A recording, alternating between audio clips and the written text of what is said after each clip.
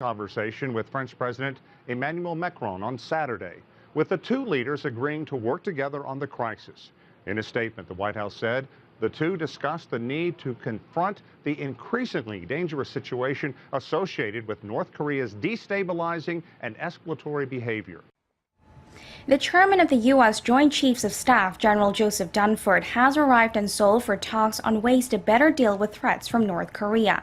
On his itinerary is a meeting with South Korean President Moon Jae-in at the Blue House on Monday. There, the two sides are expected to discuss the North Korea's latest provocations and threats, as well as their bilateral defense alliance. Dunford will also meet with Seoul's defense minister Song Young-moo ahead of his meeting with the president. His visit to Seoul is part of his Asia tour, including Japan and China, to hold talks with his counterparts on regional security issues.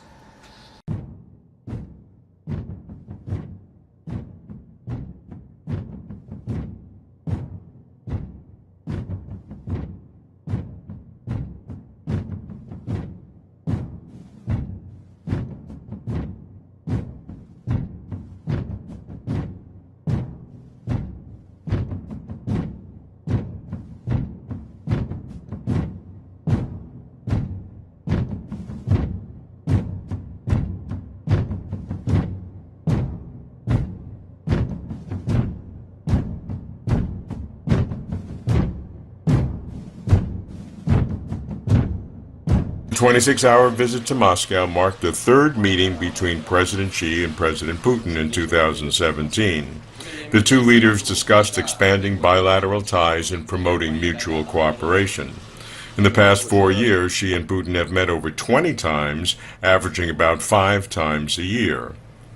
Regular meetings between leaders helps build trust and confidence, which is supported by increasing cooperation in various fields, including military. From July 21st to 28, China and Russia held joint naval exercises in the Baltic Sea. The exercises involved dozens of jets, helicopters, and vessels. The two countries seek to increase cooperation in protecting security at sea, which they claim is their international responsibility. China-Russian relations are boosted via multilateral as well as bilateral channels. Both countries are permanent members of the United Nations Security Council, as well as founding members of the Shanghai Cooperation Organization and BRICS. In 1994, China and Russia declared that they were pursuing a constructive partnership. In 1996, they moved toward a strategic partnership. In 2001, they signed a treaty of friendship and cooperation. And in 2014, President Xi and President Putin jointly declared that they have upgraded to a comprehensive strategic partnership of coordination, which opened a new chapter in their bilateral relations. I speak with two thought leaders on China-Russian relations. In Beijing, Ambassador Yao Peisheng, former Chinese ambassador to Kyrgyzstan, Latvia, Kazakhstan, and Ukraine. And in Moscow, Dr. Dmitry Savkin, Eurasian researcher at the Russian Presidential Academy of National Economy and Public Administration and professor at Sun Yat-sen University in Guangzhou. Gentlemen, welcome. President Xi Jinping said recently, China-Russian comprehensive strategic partnership of coordination is now stronger than ever. The best time in history. Why is now best? And what does this imply? China-Russia strategic partnership has been developing, with continuous development every year. Internationally, we share a lot of coordinated ideas and enjoy close cooperation in between. For instance, on many hotspot issues attracting worldwide attention, say nuclear issues in Iran, denuclearization in the Korean Peninsula, anti-terrorism across the globe, and etc. China and Russia are increasingly close to each other and get well coordinated. In bilateral relations, political mutual trust has been enhancing, with many mechanisms of cooperation established between the two countries, from state-to-state meetings to people-to-people exchanges.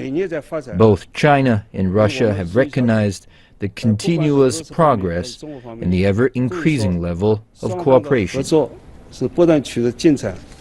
Savkin, I hear four separate words in this description. I hear the word comprehensive, strategic, partnership, and coordination.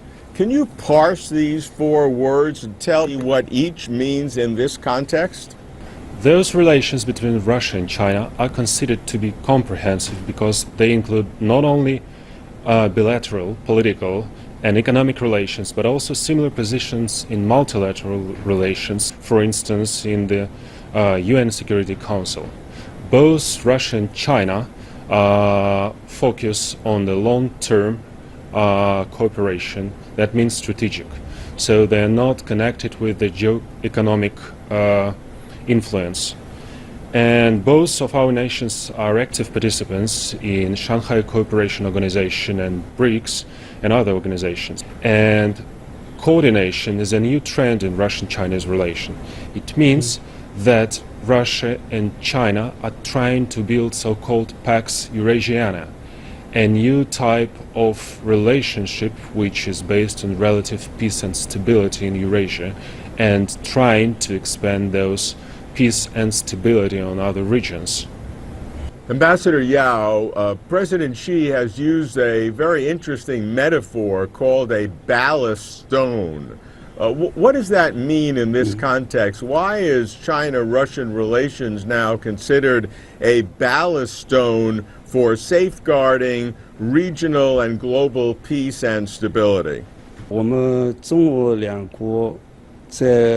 As I said, China and Russia are well coordinated on important international issues. Thanks to our close cooperation, many problems get solved properly. Here, I want to emphasize that without close coordination of the two countries, many problems might not get addressed this quickly.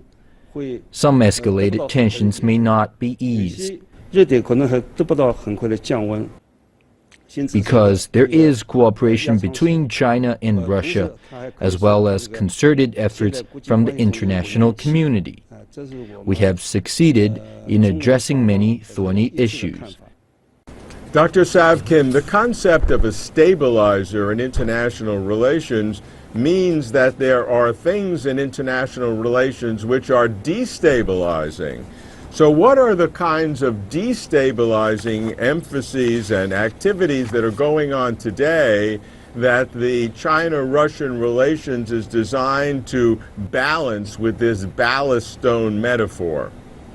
But I could guess that this metaphor means solid, tough, and long-term relations between both of our countries. I'd like to stress attention on our spectators to the fact that he used this word with the regional and global peace and stability. And it means that Russia and China are strong enough to establish the peace and stability, not only in terms of Shanghai Cooperation Organization for Central Asia, but establishing some broader Eurasian partnership. It is well known that China and Russia have very specific interests together, particularly as both are criticized by Western countries for their human rights activities, for authoritarian governments. Do these criticisms of the current governments of both countries help bring the two countries, China and Russia, more together as recognizing that both are under this kind of media attack from Western countries? Dr. Savkin. Western countries think that this kind of political systems are different from them. But it means that we have our own specifics and we are stable, we are bringing this stability to some regions. And Russia and China are trying to be closer to coordinate some positions towards some regions and countries such as Syria or Central Asia, where China and Russia are the dampers for building the belt of stability. We recognize that both China and Russia say this is the best time in their bilateral relations, but yet there are significant differences between the two countries, and I'd like to explore that a little bit. Ambassador Yao, does China support Russia's position on Crimea and Ukraine? Hasn't the principle of not violating international borders always been a core of China's foreign policy? And does the Crimean vote among the people to join Russia provide legitimacy for Russia to expropriate the Crimea from Ukraine? China's official attitude toward the Crimea was made clear in March 2014. Our representative at the UN conference has clarified China's position by its abstention vote, because we know that there are complicated historical backgrounds involved in the Ukrainian issue. And because of the complexity in today's world, we think that we must take a comprehensive view for better judgment. When the Security Council called for a vote, we expressed our view that we shouldn't resort to confrontation. Actually, before the vote, our ambassador Liu Jieyi said that the UN resolution at that time did nothing but bring up confrontation and add up to the complexity of the issue. It is not in line with the interests of the Ukrainian people or other people around the world. China has been calling for a contained, cool mind for all. We shouldn't help escalate the tensions. Rather, we should resort to proper political measures for a solution. Last year, leaders of China and Russia also clarified their shared opinion in the joint declaration on Ukrainian issues. That is, there is no answer of military action for addressing the Ukraine issue. Russia is a primary military supplier for both India and Vietnam, two countries with which China has continuing border disputes. Considering Russia's military sales substantial to both India and Vietnam, what is Russia's position on the border issues that are so important to China, with India on the very sensitive border as it's occurring now, and with Vietnam in the South China Sea? We know about territorial claims. That's why Russia was the initiated to invite India in Shanghai Cooperation Organization, and then Russia and China invited Pakistan, because that gives the opportunity to talk and to negotiate about the very sensitive territorial claims and other questions of mutual misunderstanding between Russia and India. And talking about other border issues, South China Sea is not a domestic region for Russia. So for Russia it's quite a far region. Russia is more concerned about Central Asia and Caucasus, post-Soviet countries. So I would say that Russia has a neutral position towards South China Sea. But as you remember, last year, after the arbitration for South China Sea, Russia did not support this arbitration results. And in last autumn, Russia participated in the joint military exercises in the South China Sea, invited by Chinese partners. So I would say that, of course, Russia is forced to sell those arms to India and Vietnam, because Russian economy depends on oil and gas. Since the oil prices goes down and the gas prices goes down, Russia has to find some other opportunities for its exports to get the money and supply Russian economy. Let's focus on Central Asia, because you mentioned that, and this is important, because Central Asia has traditionally been within Russia's sphere of influence. It was part of the old Soviet Union, and now through the Belt and Road Initiative, China is really making dramatic inroads into Central Asia. Does that concern Russia, that Russia's sphere of influence in Central Asia is now being taken over economically by China? I think that it it concerns some of business circles in Russia, but on the top political elites, it doesn't concern this way, because Russia still keeps very good cultural influence and political influence on the Central Asian regimes. In recent years, e-commerce has become a new driving force for China-Russia business ties. AliExpress is the largest online shopping platform in Russia, generating over 500,000 orders per day. Xiaoyi is one of the beneficiaries. Our sales volume in Russia exceeds $1 million per month, which makes Russia our second largest market. Now we have employed 2 Russian employees for this market, and AliExpress has done a lot of work in promoting our products. Russian marketing manager Mary joined Xiaoyi about 1 year ago to handle the booming business from her homeland. Do you want me to put Russians looking most right now for Chinese products, like in general, because Chinese products are like become super quality, effective, and like more affordable, and you could buy them easily than some Europeans or US products now in Russia. According to China's Ministry of Commerce, in 2016, bilateral trade between China and Russia was almost 70 billion US dollars.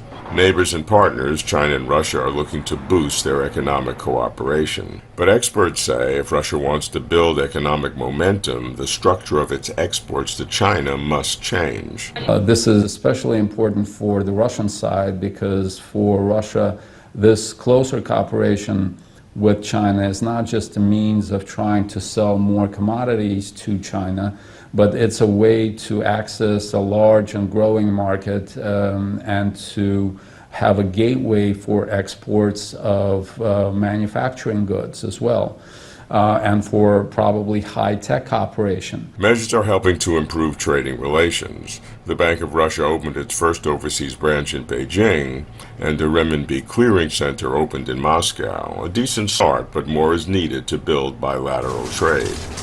2017 Russian-Chinese trade is expected to exceed 70 billion US dollars. By 2020, Moscow and Beijing want that volume to nearly triple.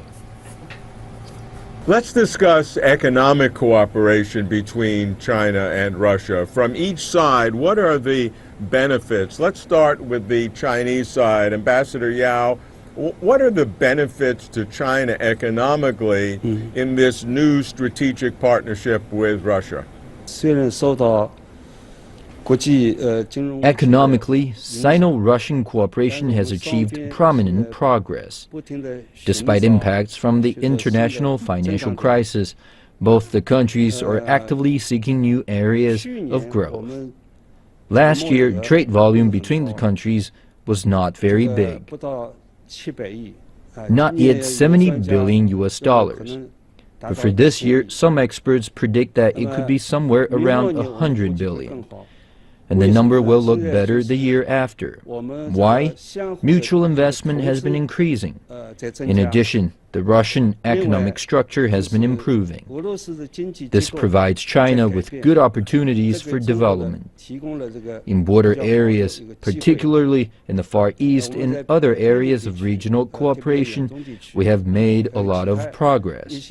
Generally speaking, the status quo is not as good as expected. But we both share common wishes for the future to speed up cooperation in trade and the economy. It is widely known that China and Russia have established a sound relationship in the Belt and Road Initiative as well as in the Eurasian Economic Federation. We've made a lot of preparations for leapfrog development. It takes time, but we're on the way. This year, Russia's economy is starting to look up. China's economy has kept faring well. So there are increasing areas of growth. And I'm confident about the target trade volume for 2020 at 200 billion US dollars. Dr.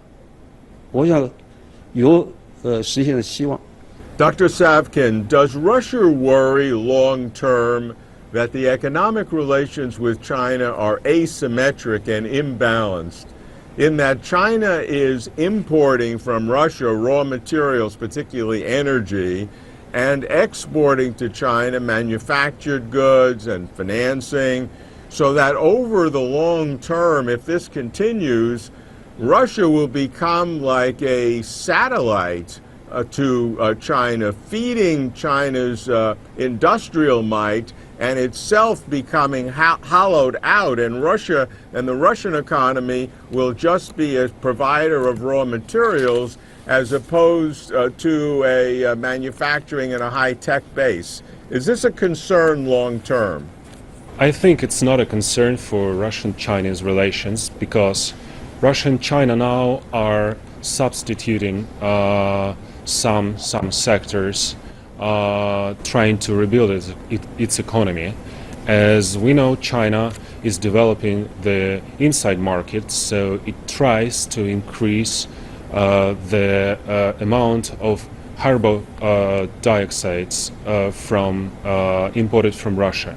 Also, Russia needs some goods which can be produced in China, so it's a kind of complementation system between Russia and China.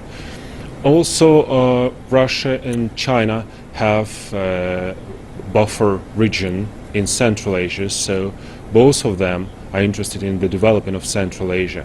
So I think for Russia and China, this structure of economy a bit disbalanced, but it's not a problem. And now the new sectors of economy and new development of Russian-Chinese economic relations we can see in the last 2 years. First of all, this is tourism. We have lots of tourists from China going to Russia and Russian tourists going to China. Also, we have a boom of construction, of Chinese construction companies going to Russian market, and Russian agricultural goods coming to China. So also Russia and China have launched a new e-commerce trade platform, which is very important for the regional or trans-border trade between Russia and China. But of course, Russia and China has to cooperate more deeply in service sectors and exchange some technologies, building some new types of partnership based not only on exchange of goods from China to Russia and raw materials from Russia to China, but also some IT, cloud technologies. Also, we launched a project of a joint aircraft several years ago, so this is a brand new development for Russian-Chinese relations. It is no state secret that both China and Russia have conflicting and very serious economic issues with the West, particularly the United States. China, balance of trade, accusations of unfair trade practices, and Russia, of course, with economic sanctions over the activities in Ukraine. Do these economic problems and difficulties with the U.S. help catalyze the economic relationship between China and Russia? Ambassador Yao. Objectively speaking, there are impacts. However, in high-level meetings and in other mechanisms of cooperation, both China and Russia have been promoting bilateral trade and the economy as an important topic of concern. I can give you some specific examples. Our investment has been increased by a large margin. This year we have come up with a list of 73 programs for cooperation. Russian enterprises have successfully issued panda bonds along Belt and Road countries. China has set up a fund of 100 billion RMB for Sino-Russian regional cooperation for promoting regional development. For the Far East, China has emerged as its #1 trading partner. And then there are a lot of programs under construction. For instance, programs in energy, in aerospace and aviation, cross-border investment in technology, and etc. Dr. Savkin, do the sanctions that have been placed on Russia, which are severe and which do affect the Russian economy, Does that put Russia in an inferior position in negotiating with China, as some reports have indicated, such that there is more pressure on Russia to give China more favorable deals because Russia has no choice because of its isolation vis-a-vis Western sanctions? This is a very hot question. I would certainly prefer Russia and China to be more economically cooperated and to have more trade balance, and still, nevertheless, because of the sanctions, Russia doesn't have Russia has an outflow of investments from its companies to the Western banks, and Russia would like to substitute those investments with the Chinese investments. Also, not all Chinese companies are eager to invest in Russian economy. Only the governmental or partly governmental companies and banks. But that shows a structure of China-Russian relations. It's mostly on the governmental level, inspired by the very good bilateral political relations. I think that I see the solution of this situation in the cooperation of medium and small business of Russia and China. For now, we can say that economic interdependence between China and the United States is based on the private enterprises. They have been dealing with each other for almost 40 years. And Russian-Chinese relations, economic relations, is not that old. And Russian companies, medium and small business, should be more involved in China's medium and small business. And that would give more investments from both sides, because this is mutually beneficial. Their economic relations, which are based only on the governmental contracts or the contracts of governmental companies, is not very balanced, and it's not very harmony for Russian-Chinese economic relations in the future. And the capacity of Chinese investments in governmental projects, I think, reached its maximum. So for now, Russian private companies need to think how to attract Chinese private companies. Ambassador Yao, there have been reports that China has been encouraged by its government to make some somewhat favorable deals with Moscow, because China wants to be sure that Russia maintains its strength economically, and therefore is a somewhat of a balance to Western forces. So have there been some activities that China has negotiated and business deals which may not be as favorable to China as it ordinarily would, but it goes out of its way to try to help Russia during this difficult period? Trade and economic cooperation between Russia and China has been faring well.